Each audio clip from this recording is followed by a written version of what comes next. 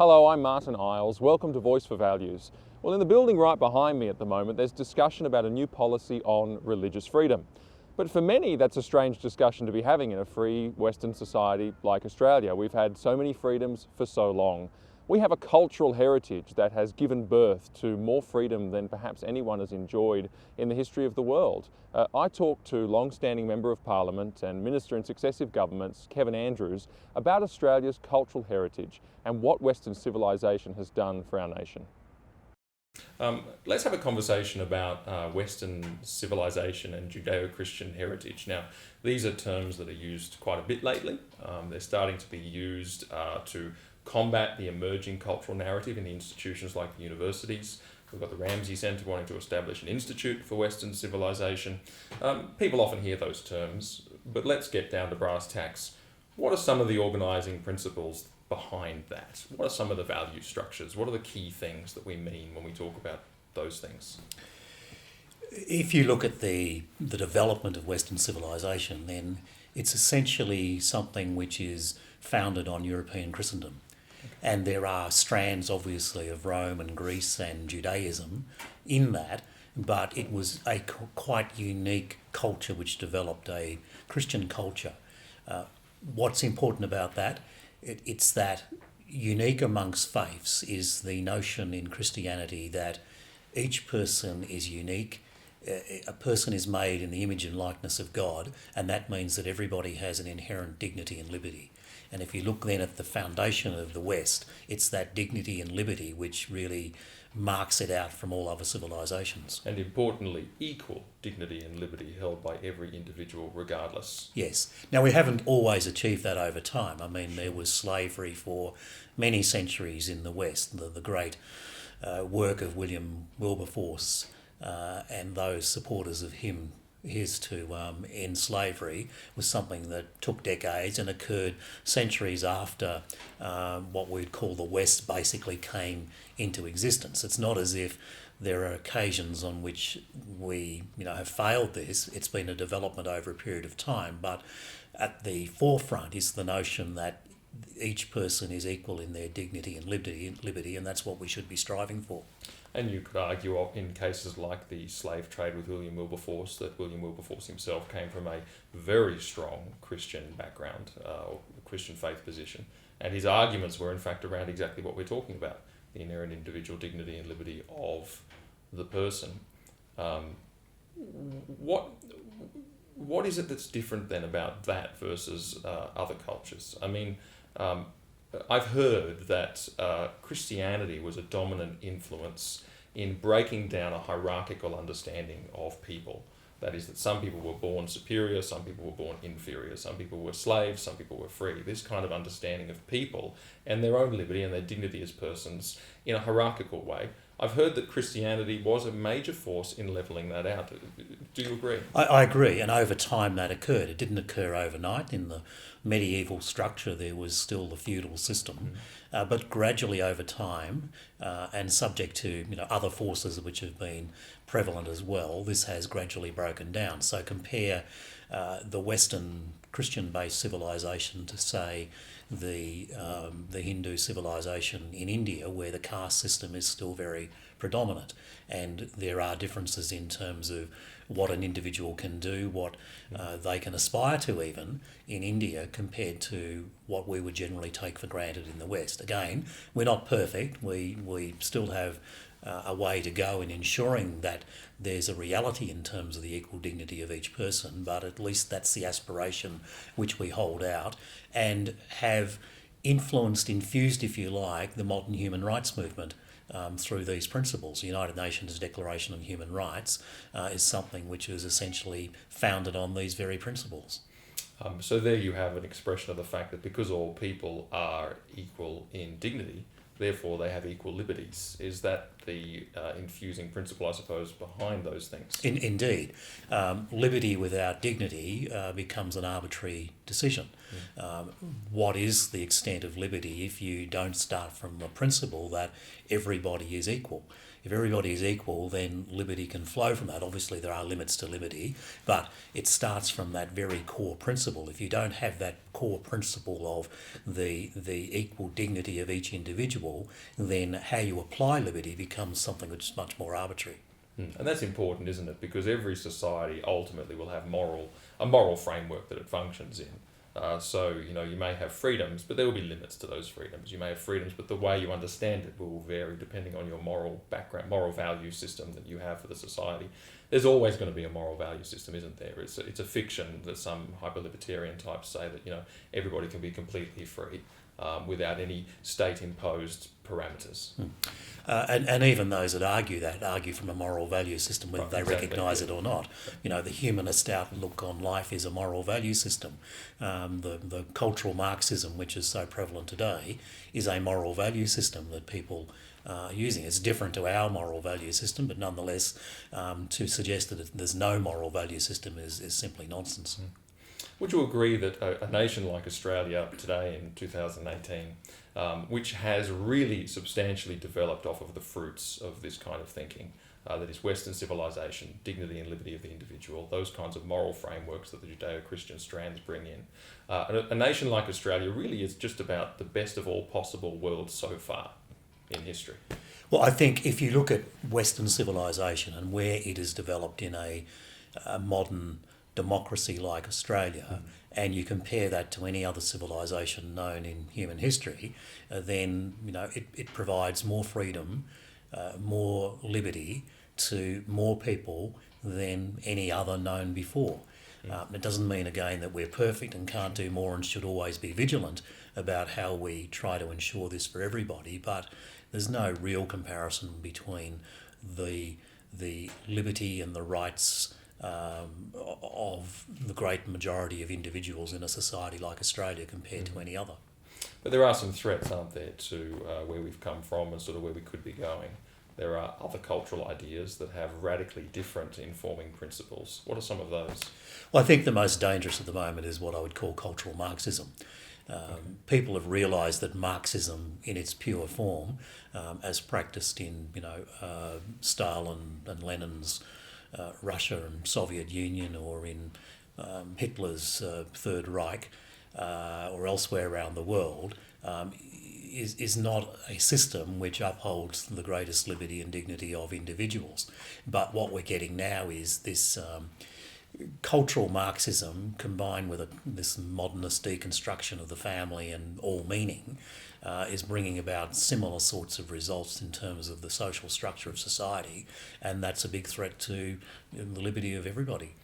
Is one of the problems with cultural Marxism the idea that it actually reintroduces almost a hierarchical understanding of the individual? Because it is a tribal-based system, I suppose. It puts people in group identities. Yes. And all these group identities are divided up by power. Some are privileged, some are victims, some are underprivileged, and so on.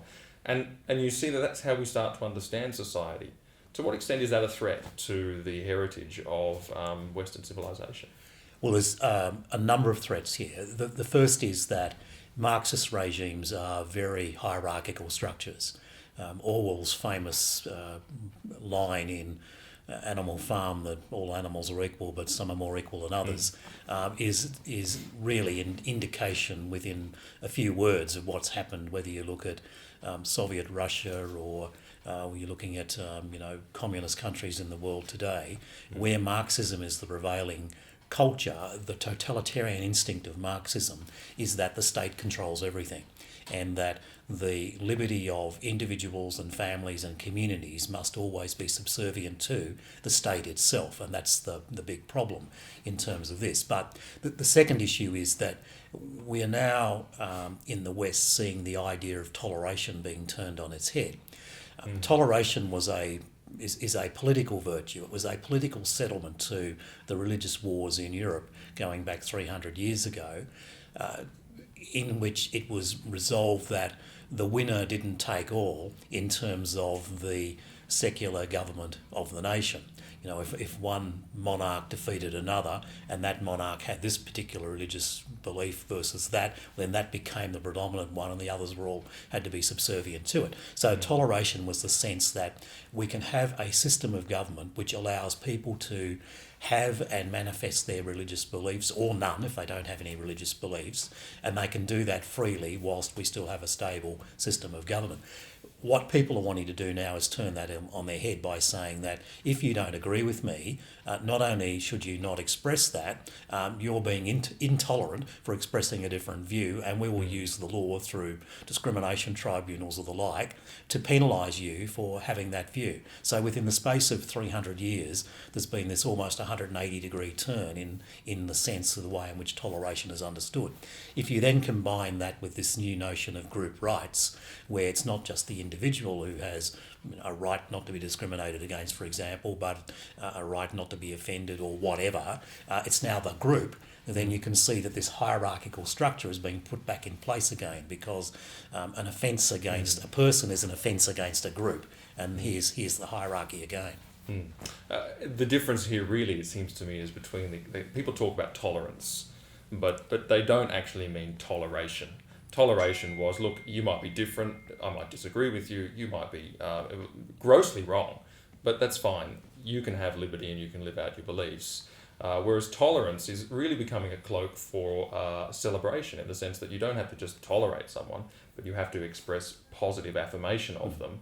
And even if you just tolerate but don't affirm in certain circumstances, they may use an anti-discrimination law to come against you. Is that basically what's going on? That's what's happening. And what people are forgetting is the history. Why the idea of toleration was thought up in the first place by people like John Locke, and it was to settle this difference which occurred. Otherwise, you have, as Rabbi Jonathan Sachs has said, you'll have a war of all against all again. And this was a way of trying to resolve a society in which you could have different religious beliefs or no religious beliefs and live side by side in peace with people who didn't share what your particular beliefs might be. And the big danger now is that we're undoing that settlement, which gave us so much peace and stability. I was watching a video of Justin Trudeau the other day, the current Prime Minister of Canada, and he gives a speech where he says, we can do better than tolerance, and I think he means toleration. He says, tolerance means, I'll acknowledge your right to exist, but don't marry my sister. And that was the language that he used, and he said, we need to do better than that. We need to, and he goes on to say how we need to love everybody, we need to accept and affirm and blah, blah. Now, that's a very compelling narrative to the average, say, young person who's watching that video. And they go, we can do better than that. Let's love and all the rest of it. But really what we're seeing here is that that's just an impossible ideal. And if the state is going to try and enforce that, what's the likely outcome? Well, there's a limit to what the state should be able to do. What the state should be doing is cultivating a set of values, not just in the laws, but the way in which people treat each other in their day-to-day existence, that actually does respect difference. That says that, I'm happy to share a society with people who have different views to me, provided those views are expressed in a peaceable way. They're not, inciting conflict of one against the other. As long as we can do that, well then, yes, we can have our differences and we can live side by side. And Australia, that's been the great way for such a long period of time. Maybe it's a reflection of our historic background, maybe the egalitarian concept, the sort of mateship, give everybody a fair go. That's long been the way in which I think most Australians have seen our society. So it's really been a live and let live sort of thing. That's right, People yes. resolve their differences socially. They associate around the groups they want to associate around, but nobody gets into too much trouble for disagreement or for their political idea. And it seemed, my great concern in all of this, and I don't know if you have a comment on this, is that actually one of the key results of this is the death of ideological diversity, the death of political diversity, because this is now an enforced ideology. Now that's unique in a Western culture for sure. Yes, and that ultimately leads to even greater forms of totalitarianism over time. And the concern here is that it might be all right for particular people who believe whatever the zeitgeist is at the moment, whatever the current sort of cultural thinking is at the present time. But that can change. You can get a regime if we go down this track that has an entirely different view, and what may be popular and culturally hip at the present time could suddenly be something different within a very short space of time. And the people who are celebrating certain supposed freedom at the moment could find themselves people who are in a much more subservient position in the future. And we shouldn't have either of that. We should have a situation in which toleration means that a variety of views can be expressed, provided they're expressed in a respectful and peaceful way. And that's why freedom of belief, for example, to have different convictions, different beliefs. It's not, people are currently talking about it in terms of freedom of religion. That's the debate at the moment. And the immediate effect that has is that those who are not overtly religious say, well, that's got nothing to do with me. If they come for the Christians, I'm not a Christian, whatever. But actually, as you've just said, freedom of belief affects everybody, and all you need is a different ideology in power, and it can change in a heartbeat.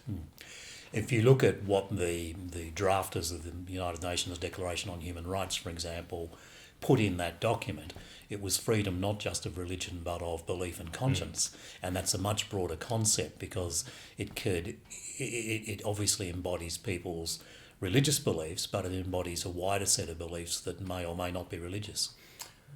So if we've got these two ideological forces essentially coming together, and there's the culture wars are currently playing around the clash of those two things, what can we expect in the future? It seems to me that there's two pathways open before us. If we continue down the avenue of, say, cultural Marxism, what can we expect? What's the dangers? Where is that headed? Ultimately, less liberty for individuals and particular communities within our society, because more and more things will be regarded as unable to be expressed. They'll be somehow seen as offensive to a group within society, so it'll be wrong to express that, and if it goes too far, it'll be the point where action then can be taken in the courts or tribunals against people who are expressing a particular belief. So that's the danger in this regard for society overall. Having said that, I think when ordinary Australians are educated, informed about what's happening, then they are much more alert to what are the dangers of this pathway and are more likely to say, no, that's enough. So there is certainly something in the average Aussie psyche that says this is ridiculous. So with that in mind, how would you encourage people in the sense of is there things that ordinary people could do? Inform themselves about what the issues are. So religious freedom, for example, or freedom of belief. Be informed about the situation. There is very little legal protection for freedom of religion and belief in Australia. And whereas these freedoms in the past were a shield against the state, they're now being used by some activists as a sword against other individuals. So to take the case of the Archbishop and the pastors in Tasmania, where expressing 2,000-year-old dogma of Christianity in a respectful way is now seen somehow as offensive against an individual or a group of individuals. I think when most Australians are informed about this, they say, what's going on here? And we shouldn't be going down that path. So I think we need to be encouraging, as you are, a conversation amongst not just Christians but Australians more broadly as to what's happening and what are the logical and likely consequences if we continue down this path. Kevin Andrews, great getting your insights. Thanks so much. My pleasure.